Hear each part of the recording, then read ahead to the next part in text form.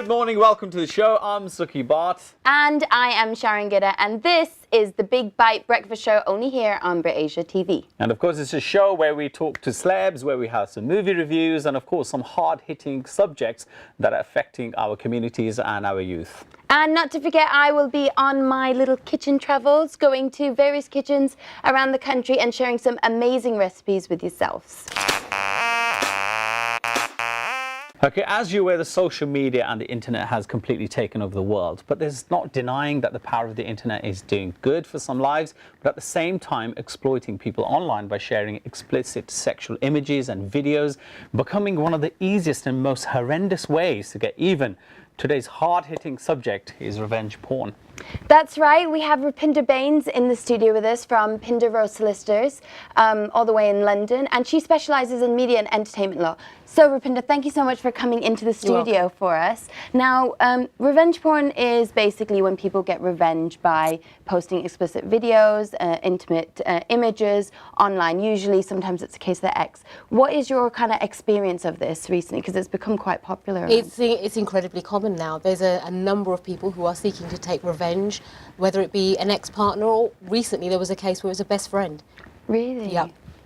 So do you find that this is also quite common amongst the British Asian communities and the youth as well? Not so much, but it is now. I think a lot of victims of revenge porn in the Asian community are sweeping it under the carpet because it's just so taboo. You know, they don't want their families and friends to become aware of this, so they don't bring it into the public arena. But with social media, just like you said, Sukhi, it's so vast now. It takes the click of a button and it just proliferates, and more and more people I mean, obviously, become it's a aware. huge thing in America, but it's hitting us hard here in the UK as well, isn't it? It is now, yeah. I mean, 9 states in America have now made it illegal. And although there's no specific offence of revenge porn, it is going through Parliament at the moment, and they're hoping to bring out legislation to make it a specific offence for the poster. Okay. So it's not illegal in the UK, is that right? Well, we have legislation in place at the moment. We have the Malicious Communications Act, the Communications Act, and the Protection from Harassment Act. So they all, in some shape or form, do cover offences of revenge porn. However, it is a bit like fitting a square peg through a round hole. It's not specific enough, and that's what the courts and the Parliament are trying to address at the moment. There's so many different angles on it. We spoke about this a little bit earlier, and you said that, you know, obviously there's so many different things that can influence a revenge porn case. For example, involvement of alcohol, consent. Consent, So yeah. what is the legal kind of angle on that? I mean, if somebody was drunk and made a video that was then later posted, how would that be? Well, everybody has an expectation of privacy. And it's your basic fundamental human right that if you're engaged in a particular activity at a particular time, and that's supposed to be private between the 2 individuals involved, then you would not expect that to be posted. But however, if you've given your consent for this video to be made, and it's then posted online, the person who's posted it online could say, well, I had your consent to make the video. Yes, but not to post the video. However, at the moment, the legislation says that if it's posted with the intent to cause you distress or alarm or anxiety, then it is an offence. Okay, but you have to prove who's actually put it up there. And this is another grey area. I was going to say, I mean, how do you target the culprits, or how do you find out? I mean, do you have access to internet servers, and I mean, how do you get to the bottom? Well, if you went the criminal side and you got the police involved, the police should have their resources, but again, they've got to be trained to recognise this as being a specific offence. They do have the resources in place, but a lot of them won't act on these things. For example, they can trace IP addresses. They can. They can get in touch with telephone providers. Yes. To find out, you know, what content is on phones and that sort of thing. Yes. But I think from what I've read and from my research, it's quite a long process to actually get them to kind of be investigating on that level. Well, 2 ways. I mean, we do it quite quickly. We do it on the civil route. Obviously, we can't do the criminal side. That's for the police to get involved in. But with us, we get a Norwich Pharmacal order, and which is a disclosure order, an injunction which is served on the service providers from the telephone companies, and they will tell us where this source of material has originated from. But that doesn't necessarily mean that that owner of that phone or that computer was the person responsible to put the material up. It could have been a sibling or a friend. So it's not that easy. And that would obviously be a much more in-depth investigation then, wouldn't it? Yeah. I mean, as you say, it's obviously sometimes we think these subjects are not close to home, but it is happening within the Asian community. Oh, isn't yes, it Yeah. is. It absolutely is. And I think it's the real, although it's serious enough across the board for whoever it happens to, I mean, the psychological ramifications are severe for the individuals involved, male and female, actually. More so female is what we're finding. But within the Asian community, the whole cultural taboo that surrounds it all, I mean, it just heightens the concern even more. And what kind of cases do you get? What kind of age ranges? Is it mainly students or is it mainly universities? No, there are professionals. Where does it happen? Right. It ranges from school children, Oh, God. unfortunately, all the way to someone in 30s, 40s-year-olds, you know, that unfortunately have had this material published about them.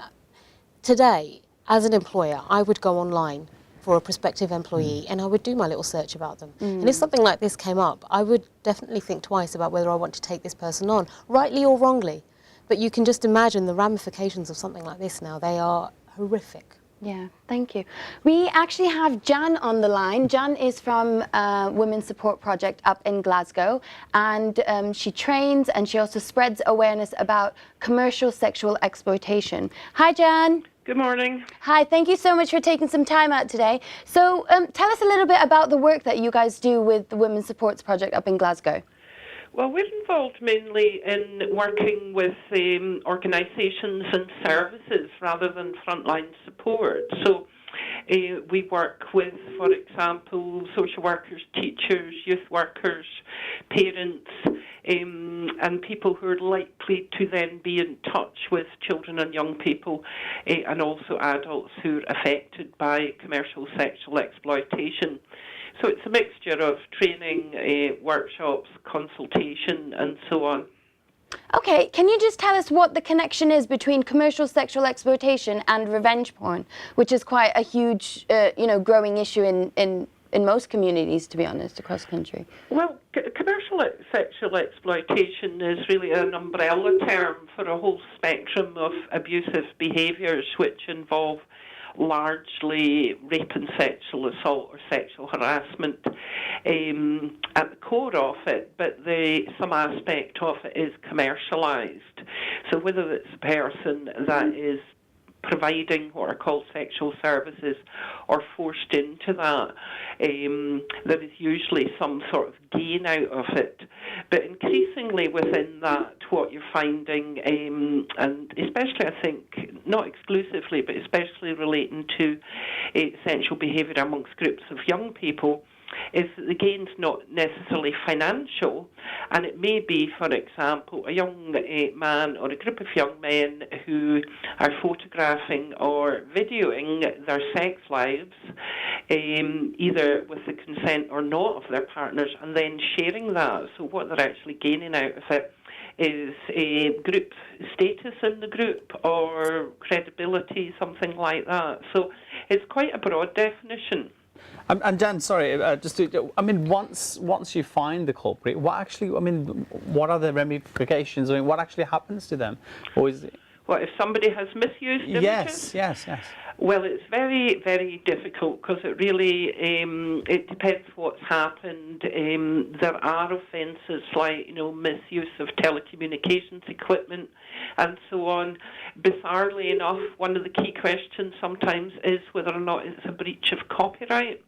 We've had this with the adult women whose photos have been misused by escort agencies, for example, and one of the key questions is, did you take and do you own that photograph, in which case you've got some legal remedy to try and get them to take it down.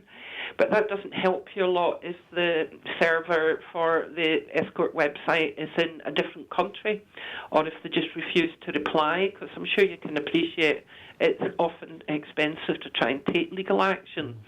So we don't often find that people get justice through the criminal justice system, to be honest.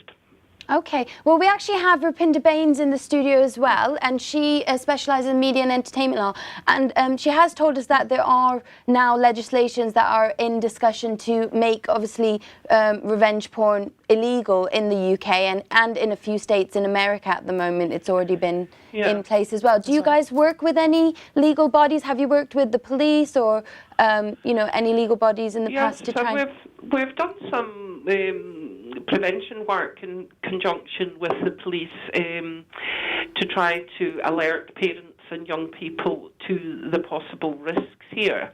And there's a number of campaigns running in Scotland. Scottish Women's Aid has been coordinating a survey asking for experiences of revenge porn to try to get a better picture of how common it is, who it's affecting, and what sort of impact it's having. So the findings for that will be available soon. And the Scottish Government, who has a strong position on violence against women, is seriously considering making revenge pornography a separate criminal offence because of the big impact it can have on victims, including, unfortunately, victims who've committed suicide.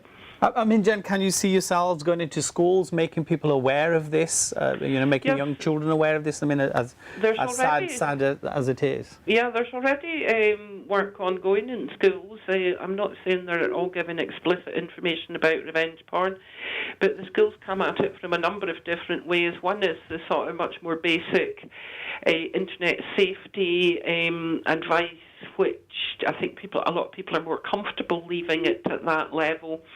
But I think it's very important that we say to young people, think very carefully before you do this, but knowing that that is not a very effective message with young people when it's normalised behaviour. Their friends do it, they see it as normal, they don't think far enough into the future to think, how might I feel about this in 5 or 10 years, never mind 20 years. And also, if there's pressure there, peer pressure. So it's also very, very, very important that we say to young people, if something goes wrong, either you take a photo and send it and then regret it and it's misused, or if somebody takes images of you without your knowledge and consent or against your will, tell somebody about it. That is a really important thing because what we see is young people do something on, say, level 1 and then they get coerced into much more extreme images or actual sexual assault or rape on them. So no matter how bad it is. It's just as long as obviously you're trying to get the right message out. But thank you so much, Jan, for your time. If we want to get in touch with you, or if any of the viewers want to get in touch with, you know, the Women's Support Project, they can go to www.womensupportproject. Is it .co.uk or .co.uk? .co.uk. Thank you so much, Jan. You'll find links there for other organisations to help. Wonderful. Thank you so much for your time. Thanks, Jan. Rupinder, thank you very much for coming in. Obviously, it's a huge subject that we can't discuss here in 5-10 minutes. But obviously, the whole point of this show is actually making people aware that this is happening. Of course. It is happening within our communities as well. I mean, if it has happened to somebody, how can they get in touch with you? What kind of support is out there? Obviously, tell us what you do, where you're from as well. Yeah, I mean, obviously, your first port of call will always be the police if something like this has happened. And if they're not listening to you, then there are civil angles that you can take to get the material offline, because taking criminal action is just the tip of the iceberg. It's getting the stuff removed, which is probably most important, and that's where we can help. But yeah, if there's anybody that does need to contact us, if they just drop us a line at info@pintero.com, and we will be able to get back in touch. And you specialise in media and entertainment law, which is what would cover this type of an issue. Absolutely, yes. Wonderful. Thank you so much for being in the studio today. Well, guys, we're going to go for a short break, but I will be back after the break taking you on my kitchen diary, so don't go anywhere.